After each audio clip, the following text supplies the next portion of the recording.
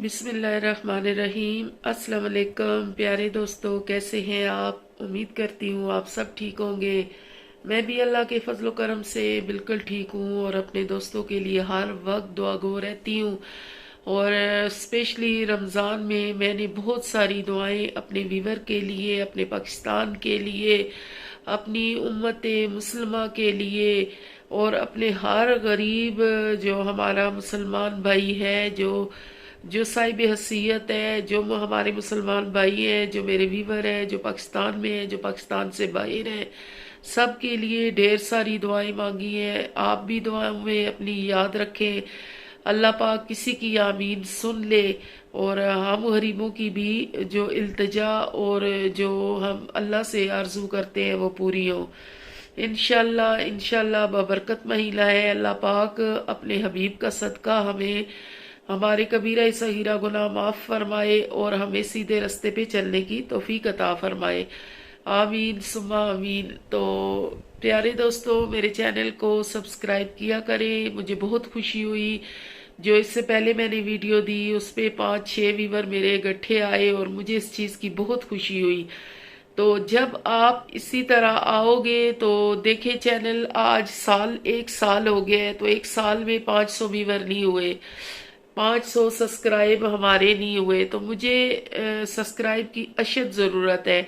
आप सब्सक्राइब करें ताकि चैनल मोनिटाइज हो। अगर चैनल मोनिटाइज होता तो आज मैं अपने दोस्तों की अच्छे से जो मेरे नज़र में थे मैं उनकी कोई हेल्प कर सकती। लेकिन अभी देख ले, दूसरा चैनल अपने नसीब की बात होती है। तो आप देख सकते हैं मेरा दूसरा चैनल मोनेटाइज है देसी शेरनी, और उस पे मेरे नसीब और मुकद्दर की बात है कि उस पे व्यूज आना बंद हो गए हैं। मुझे नहीं पता चलता उस पे किसी ने कुछ किया है या हमारी अपलोडिंग में कोई गलती हो रही है या क्या, मुझे उस चीज की समझ नहीं आ रही। लेकिन अल्लाह का शुक्र है यहाँ पे मेरे दोस्त मुकम्मल मेरा तावन कर रहे हैं और जैसे कि राशिदा के मशवरे को देख रहे हैं। और मैं अल्लाह से दुआ मांगती हूँ कि इसी तरह अगर वो मेरे किचन वाले पे आ जाए तो कुछ ना कुछ मेरी हेल्प होती रहे। तो प्यारे दोस्तों, रिक्वेस्ट है अपनी आंटी की, ज्यादा आपका टाइम नहीं लूंगी। मेरे इस चैनल को भी सब्सक्राइब करें और मेरे दूसरे चैनल जो कुकिंग का है देसी शेरनी उसको भी सब्सक्राइब करें ताकि आपको डेली से मेरी अच्छी अच्छी प्यारी प्यारी वीडियो मिले और अपने प्यारे प्यारे हाथों से प्यारे प्यारे कमेंट किया करें। तो इसी के साथ आज का टॉपिक मैं स्टार्ट करूंगी। और आपको पता है रमजान है, शॉर्टकट बात करेंगे, थोड़ी सी करेंगे, अच्छी करेंगे, प्यारी करेंगे, जो मेरे दोस्तों को समझ आ सके। तो दोस्तों, मैं आपसे आज जो टॉपिक है बेहिस्सी का, जो हम लोगों के अंदर बेहिस्सी आ गई है, एहसास खत्म हो गया है, तो मैं आपको वो बताना चाह रही थी। मैं किसी काम से तहसील में गई। तहसील में जब हमारा चक्कर लगा तो आप यकीन जानिए कि वहां जो मैंने देखा तो मेरे रोंगटे खड़े हो गए। मैं सोच में पड़ गई। मैं अपने काम से गई थी और अपने काम के लिए गई हुई थी। तो जब हम अपना काम वहां करवा रहे थे, कुछ कागजी जगह का कोई कागज का कोई मसला था, उस वजह से हम गए हुए थे, रजिस्ट्री का मसला था।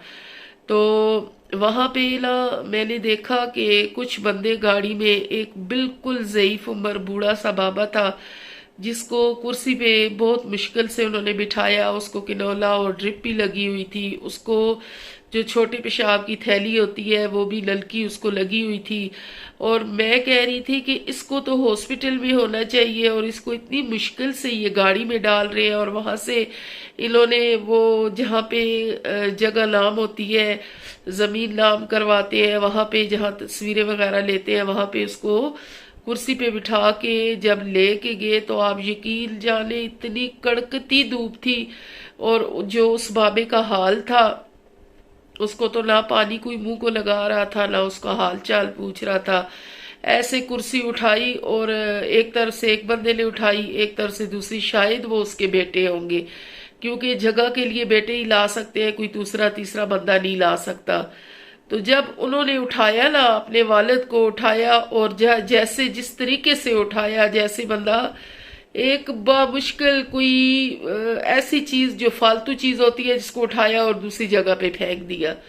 جب گاڑی سے انہوں نے نکالا میں وہاں بھی دیکھتی رہی. جب انہوں نے کرسی پہ بٹھایا جس طریقے سے بٹھایا میں بہت دل میں رو رہی تھی. میں نے کہا دیکھیں یہ ماں باپ ہے جو اپنی پوری زندگی اپنی اولاد پہ لگا دیتے ہیں، اپنے بال وائٹ کر لیتے ہیں، اپنی جوانی کو اپنے بچوں پہ ڈال دیتے ہیں، اپنے بچوں کے لیے صرف کر دیتے ہیں.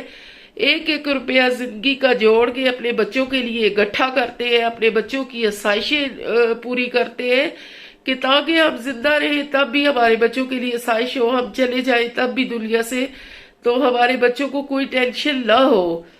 تو پھر جب میں نے یہ سب کچھ دیکھا تو میں سوچ میں پڑ گئی. میں نے کہا یہ وہ والد ہوگا جس نے دن کو دن نہیں، رات کو رات نہیں سمجھا، اور جو جگہ یہ بیٹے لکھوانے آئے ہیں اس شخص نے کتنی مشکل سے وہ بنائی ہوگی. جو کچھ تھا لیکن ایک احساس ہونا چاہیے، ایک ماں باپ کا درد ہونا چاہیے. جس طریقے سے کہتے ہیں کہ ماں باپ آپ کی ماں آپ کی جنت ہے اور باپ جنت کا دروازہ ہے.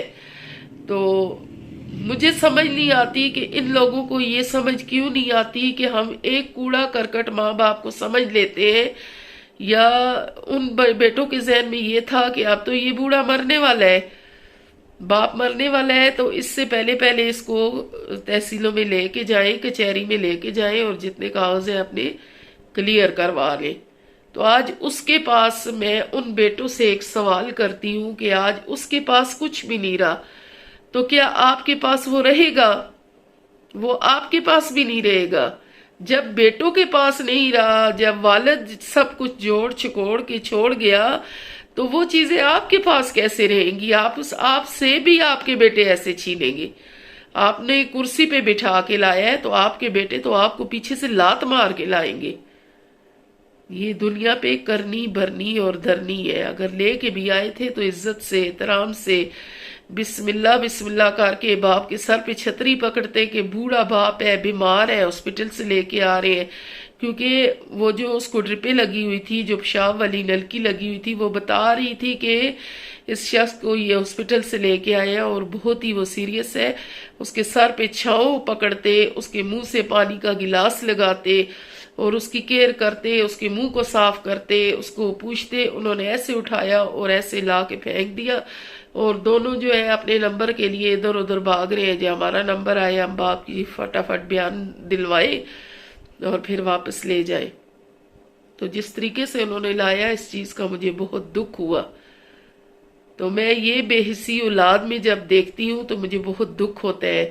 پھر جب ہمارے ساتھ یہ کچھ ہوگا تو پھر ہم گلہ تو کسی چیز کا نہیں کر سکتے کہ جو کچھ ہم نے کیا ہے وہی کچھ تو ہم پا رہے ہیں.